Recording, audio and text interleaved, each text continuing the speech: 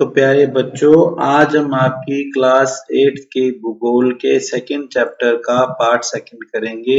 इससे पहले पिछले वीडियो में हमने पार्ट फर्स्ट को रीड किया था। अब हम स्टार्ट करते हैं आगे से। जल जल एक महत्वपूर्ण नवीकरणीय प्राकृतिक संसाधन है।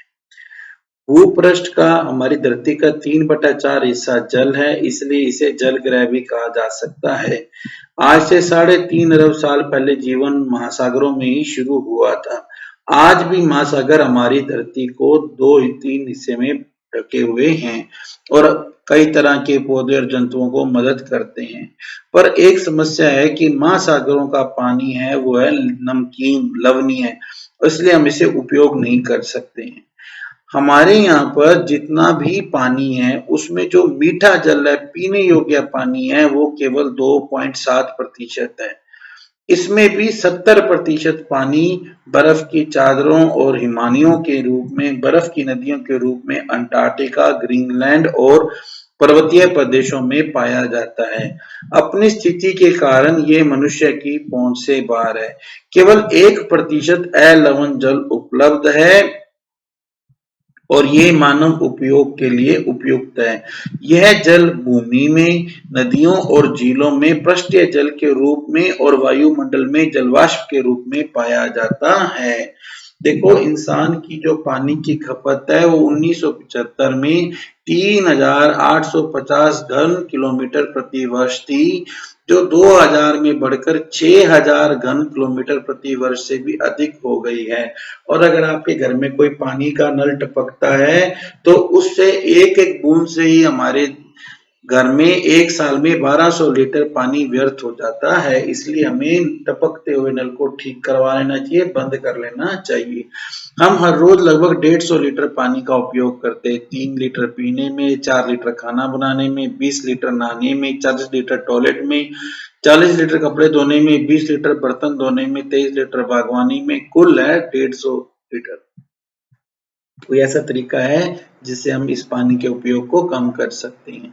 इसीलिए जो हमारे यहाँ पर अलवणीय जल है वो हमारा सबसे महत्वपूर्ण पदार्थ है। ना तो जल को हम बढ़ा सकते हैं ना घटा सकते, इसकी मात्रा स्थिर रहती है।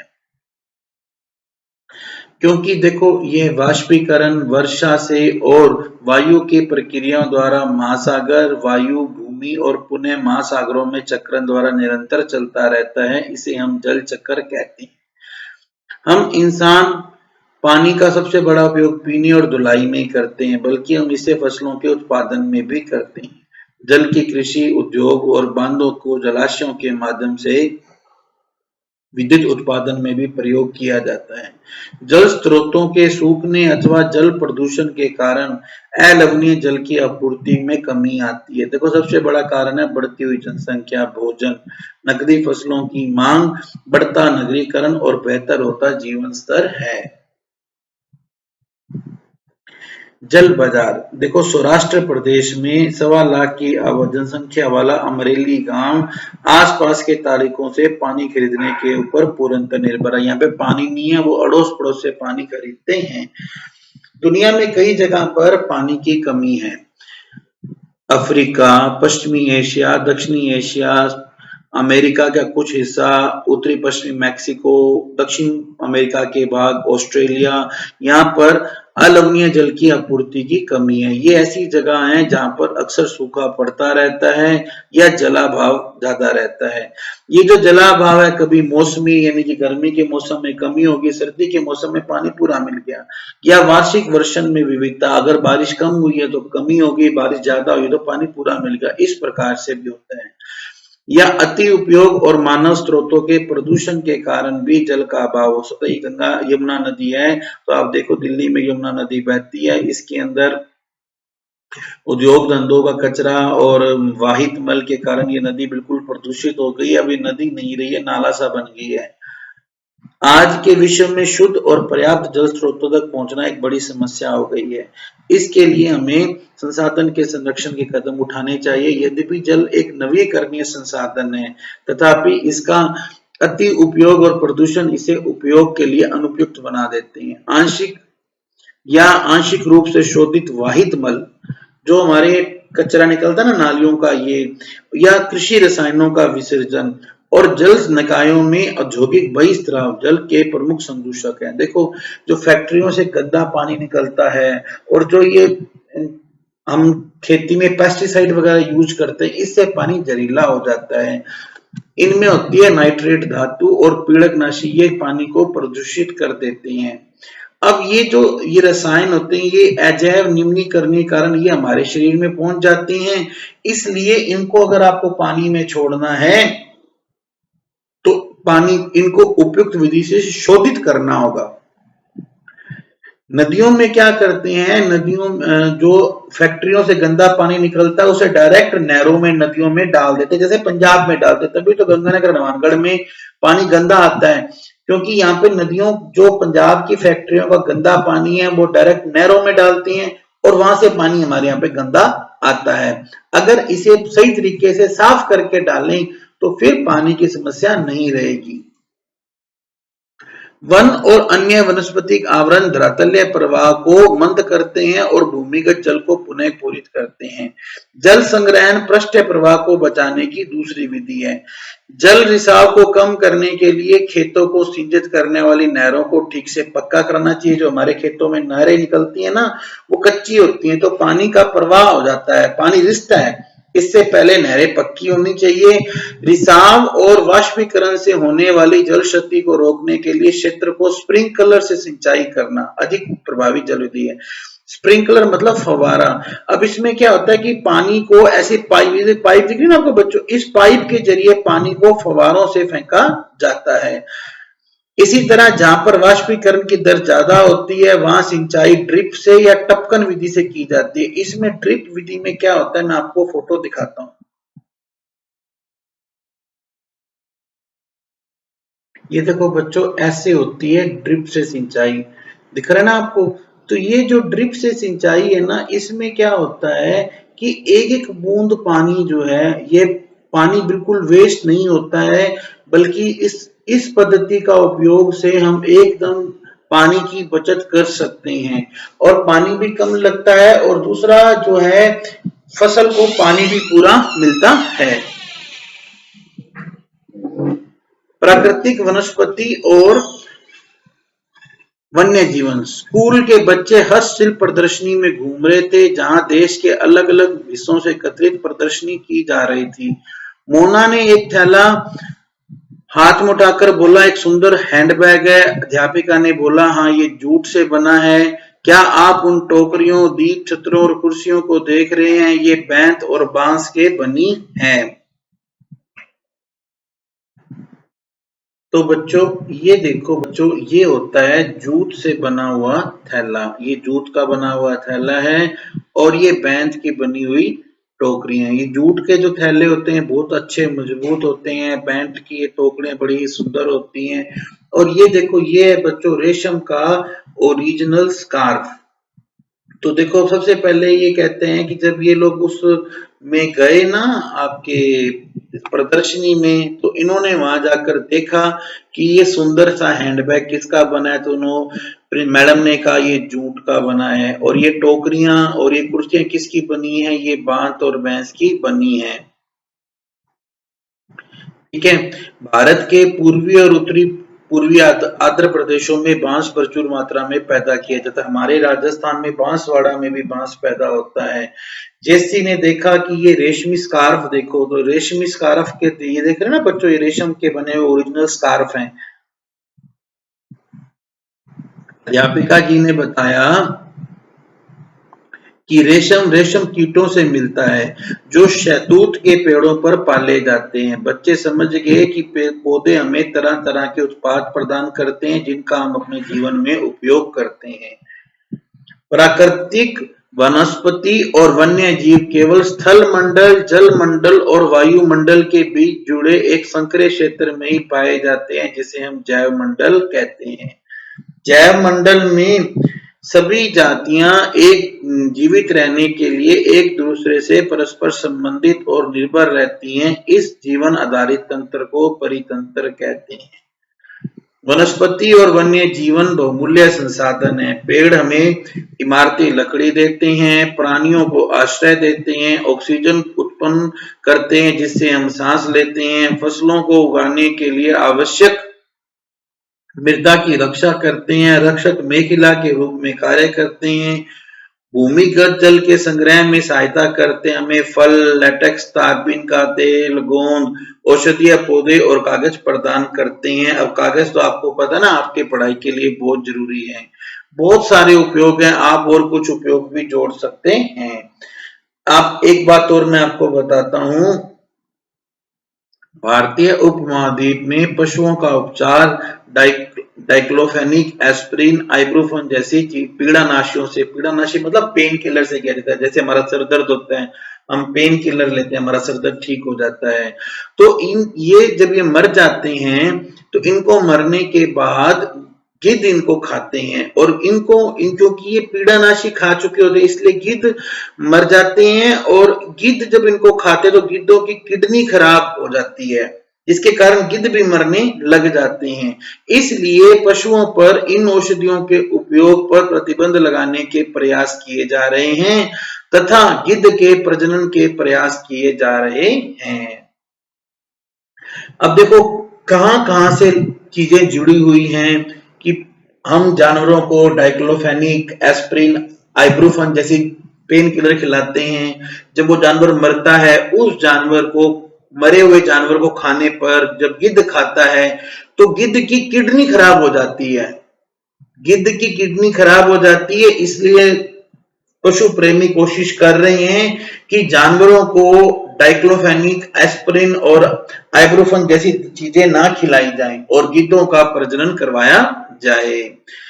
इसी वन्य जीव के अंतर्गत जंतु, पक्षी, कीट और जलीय जीव आते हैं जिनसे हमें दूध, मांस, खाल और ऊन मिलती है। कीट जैसे शहद हमें मधुमक्खी से मिलता है। मधुमक्खियां फूलों के परागन में मदद करती हैं और अपघटक के रूप में एक महत्वपूर्ण भूमिका निभाती हैं। चिड़िया अपने भोजन के लिए कीटों पर निर्भर है और ये भी अपघटक के रूप में काम करती है। गिद्ध मृत पशु जीव जंतुओं को खाने के कारण एक अपमार्जक है और पर्यावरण का एक महत्वपूर्ण शोधक माना जाता है। देखो, जो जानवर मर जाते हैं उन जानवरों को गिद्ध खा लेता है, इस तरह से वो पर्यावरण को साफ करता है। इसलिए चाहे आदमी प्राणी छोटा हो या बड़ा हो, सभी परितंत्र के संतुलन को बनाए रखने के लिए आवश्यक है। आप सोचो, ये छोटी छोटी सी मधुमक्खियां हैं, अगर ये मधुमक्खियां खत्म हो जाएंगे तो भी बहुत ज्यादा नुकसान हो जाएगा। वनस्पति की वृद्धि मुख्य रूप से तापमान और आर्द्रता पर निर्भर करती है।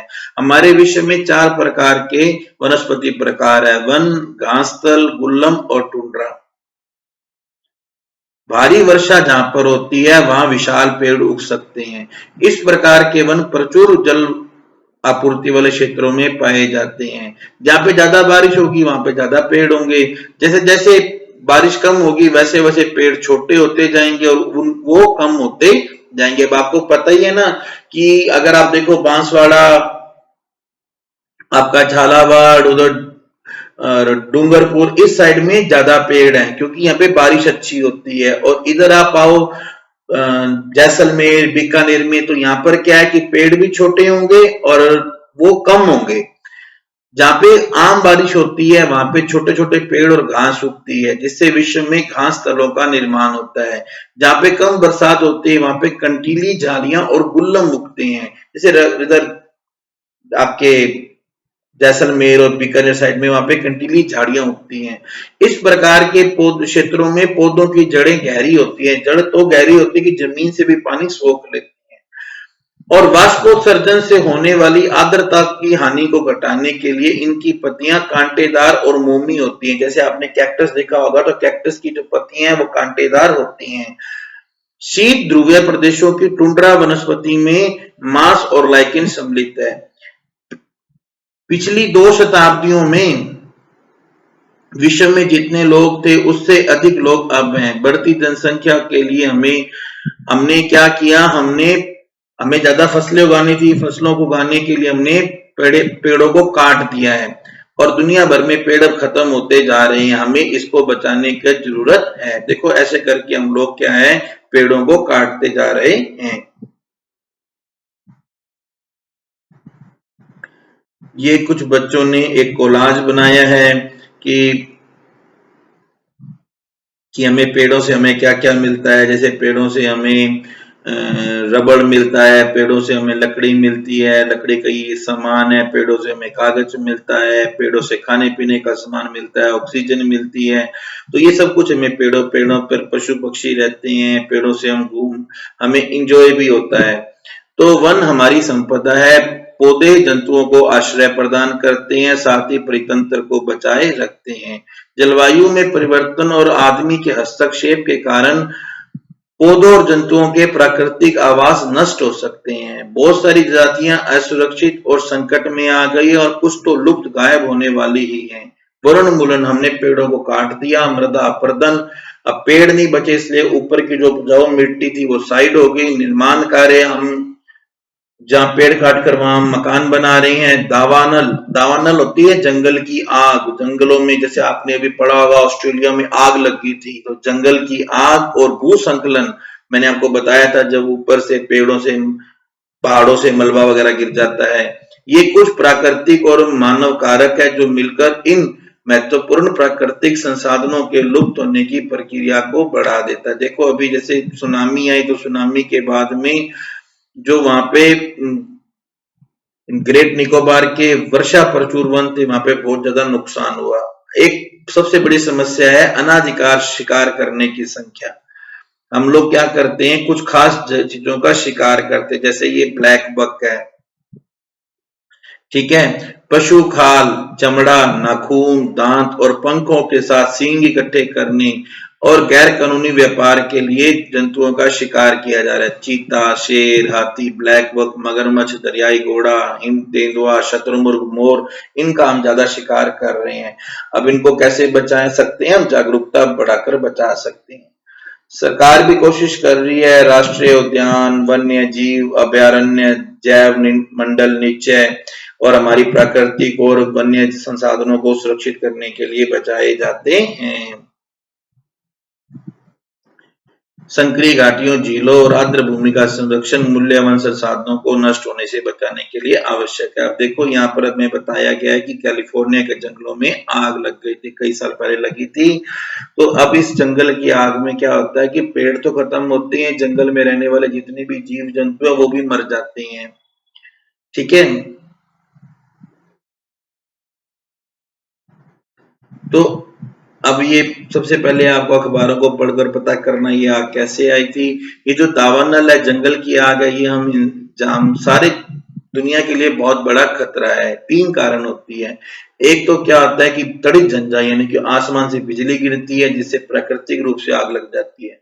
लोगों की लापरवाही कारण घास फूस में गर्मी के कारण आग लग जाती है। कुछ शरारती लोग जो हैं वो किसी कारण खुद ही आग लगा देते हैं। तो अब क्या उपाय है, एक तो आग लगने से हमें रोकना है, फिर परीक्षण बिंदु, निपुण भूमि चौकसी, जगह जगह पर जगह बनाई जाती है, कहीं कोई आग लगा रहा है तो उसे रोको, या जाल संचार साधनों से बताया जाता है यहाँ आग लगी, आगे आप बचाव करो। इस आग को इस तरह से रोका जा सकता है, जल्दी पता चल जाए तो जल्दी आग रुक जाती है। यदि प्रजातियों की सापेक्ष संख्या को ना खत्म किया जाए तो पर्यावरण में संतुलन बना रहता है। अब इंसानों ने क्या किया है कि अनेक जातियों के प्राकृतिक आवासों में उथल पुथल मचा दी है। या तो पक्षियों का शिकार कर दिया, बहुत ज्यादा शिकार कर दिया जिससे वो गायब ही हो गए या गायब होने वाले हैं। हमें क्या करना है, हमें अपने समाज के स्तर पर सामाजिक वानिकी वन महोत्सव को प्रोत्साहित किया जाना चाहिए। बच्चों को आप लेके जाओ जंगलों में भी, वो पक्षी देखें, प्राकृतिक कैंप में जाएं ताकि वो विभिन्न जातियों को देख सकें। बहुत सारे देश जो हैं वो पक्षियों और पशुओं को मारने और उनके व्यापार के विरुद्ध है। जैसे भारत में आप शेर, चीता, हिरन, सारंग, मोर को मारना अवैध है, पुलिस आपको पकड़ लेगी। एक और है CITES, the convention of international trade in endangered species of wild fauna and flora. ये एक इंटरनेशनल लेवल की है जिसमें उन्होंने ना काफी सारे जानवरों की लिस्ट बनाई है कि ये कौन कौन से हैं जो अभी क्या है खत्म हो सकते हैं, एंडेंजर्ड है, खतरे के अंदर है। तो यहाँ पे सभी पक्षियों और प्राणियों के व्यापार करने पर प्रतिबंध लगाया गया है। हर आदमी की का कर्तव्य है कि वो पेड़ पौधों और जानवरों को बचाए। अब देखो ये हाथियों का एक झुंड है, कितने प्यारे आते हैं, लोग इनको इनके दांतों, ये जो दांत दिख रहे हैं ना हाथी दांत, इसके लिए मार देते हैं।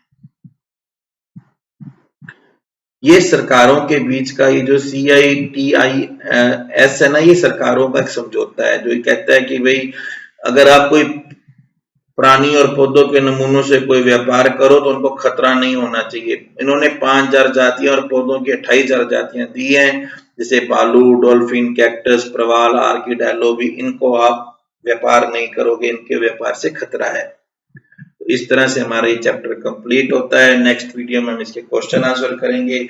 उस वीडियो का लिंक मैं आपको डिस्क्रिप्शन बॉक्स में दे दूंगा। अगर आपने अभी तक चैनल सब्सक्राइब नहीं किया है तो कर लेना, ताकि जब वो वीडियो आए तो फिर आपको पता चल जाए, नहीं तो आप फिर कमेंट करके पूछते रहते हो सर हमें पता नहीं चला नया वीडियो कब आ गया। और अगर आपने चैनल सब्सक्राइब कर लिया तो वो नोटिफिकेशन बेल को भी दबा देना, तो आपके पास नोटिफिकेशन भी आ जाएगा। Thank you, have a good day.